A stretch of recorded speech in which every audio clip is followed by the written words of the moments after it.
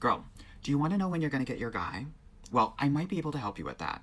Now, here's the thing. A lot of people think that dating is very romantic, and it can be, but I want to let you know that it's also very mathematical. And if there's any dating coach out there that is telling you that it is not, they are not doing you a service. Now, as a dating coach for 14 years and as someone who was an undergrad statistics major, I look at love, dating, and relationships both qualitatively and quantitatively. So I have created a dating model to help you understand when you might get your guy based on the population averages.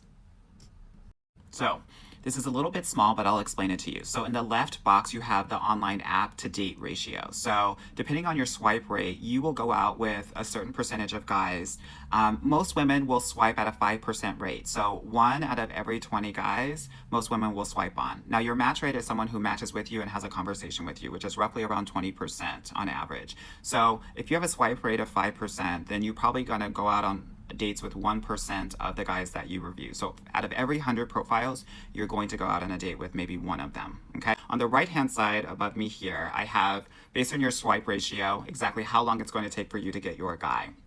Now, if you are swipe rate of 5%, you're going to have to go through about 5,800 profiles to get your guy. And when I say profiles, I'm not just talking about online, I'm talking about offline as well. So if you are in a lounge that has 20 people in there, then you are going to be going through, or 20 guys in there, you're going to be going through 20 profiles, right? So assuming that you go through 10 profiles a day, it's going to take you about 2 years to get your guy at the 5% swipe rate.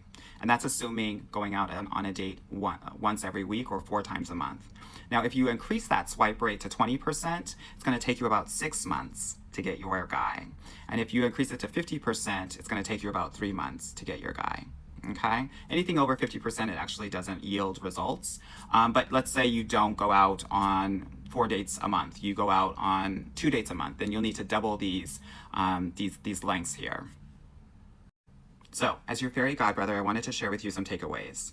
1, let's try to move up to 20%. So that's 1 out of every 5 profiles that we get to engage with and talk to. Why? Because most people are trying to swipe based on their type, and your type is not your type. As a dating coach who gets 2 to 3 women into relationships every week, 95% of the women I talk to say, oh, this is definitely not my type. Number 2, we're gonna have to be patient, yeah, and manage our mindsets and our confidence, because there's gonna be a lot of non-matches, aka rejection in dating. And one thing that I think is really important to understand is when you stop in dating, it's not like you pick up on your profile review number. You start back from 0 and you lose all of your momentum and your results. So consistency is key here.